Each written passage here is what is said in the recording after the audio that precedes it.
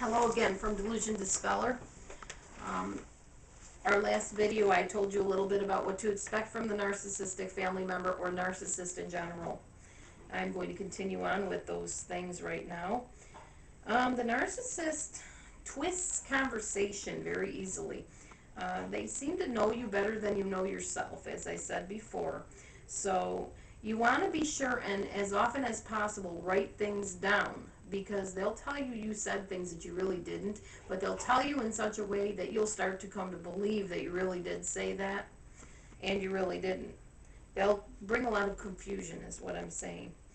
Um, Remember that the narcissist's big thing is they're play actors. So they will alternately go from the hero to the victim to the rescuer, and they'll play all different types of roles. Anything that makes them feel good about their false self, that's what they will do. So you may have a narcissist 1 minute telling everybody how they saved you from who knows what, a relationship or a situation or whatever, or that they helped raise you. If they're your sister or your brother, I raised her because mom wasn't around or dad wasn't around, and she owes me everything, because if it wasn't for me, where would she be? She'd be out on the street. They love to brag about their accomplishments, and they love to brag about being in leadership positions of any kind, definitely. So that's the hero role. They also talk about, how they rescued you. That kind of goes hand in hand. And then they will also talk about how poor them. Everybody mistreats them. The biggest thing that a narcissist will say is, well, it's just because you don't understand me. Nobody's ever understood me. People just don't get me. I think on a different level than other people do. And just kind of stuff like that makes them kind of seem like they're in a special class above everybody else. Um, so he's the victim, he's the hero, he's the rescuer, or she. They are easily offended when criticized. We talked about that earlier. And the thing that they do is you'll have a conversation and they won't jump in until they hear you say something that's questionable about themselves or their character, because they want to keep up this false image. That's the whole point of the narcissist's plan. They want to always look good in your eyes. They want you to believe the lie that they're living, because actually a narcissist bottles everything that they really ever could have been on the inside of them, because it wasn't acceptable for some reason as they were growing up to show pain, to cry, to feel, to express feelings, to feel for other people. It wasn't okay. It wasn't safe. So they stuffed it down in a safe place. I call it like a cabinet with different drawers on it. And it's all way, way down inside them. And all you're seeing is this false self that's usually very secure looking and very in control and very well cultured, that type of thing. But that's not the real them. The real them, if you get up close and personal with the narcissist, which they don't like you doing, is they like to look big on the outside, but on the inside they're this tiny scared child that feels extremely inadequate, extremely like a failure, like they never measure up, very, very insecure type of feeling. And they don't let you get real close to them usually, and if they sense that you are, they will do things to hurt you and devalue you and eventually discard you.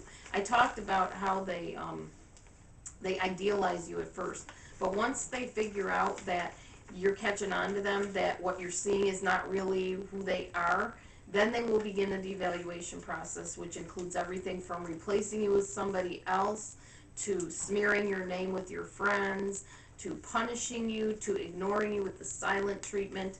Anything they can to make you feel really bad, because how dare you get up close and personal with them. They don't like that. Okay. They expect preferential treatment.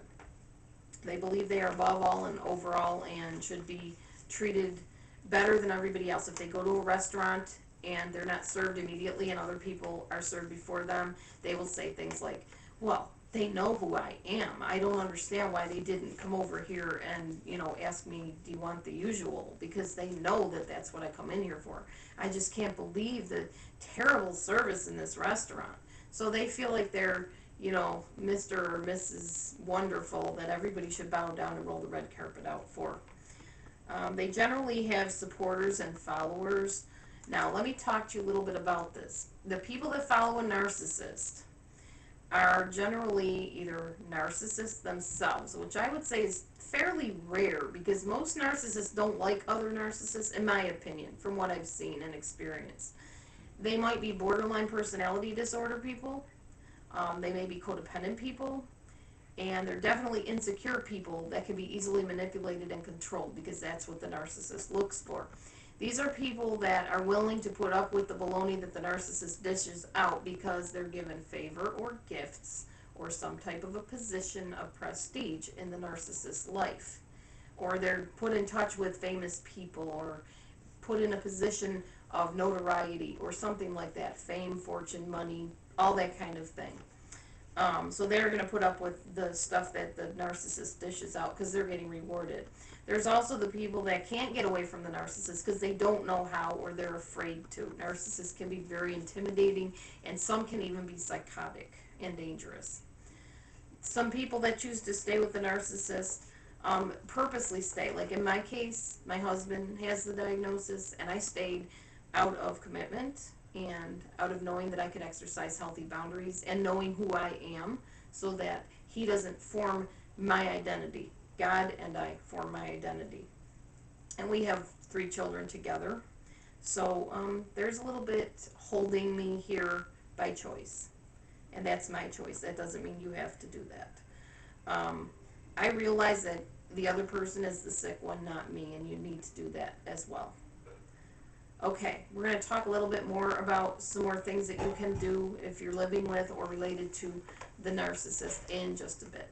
Join me for the next video, and I'll see you on the other side. Thanks. Bye-bye.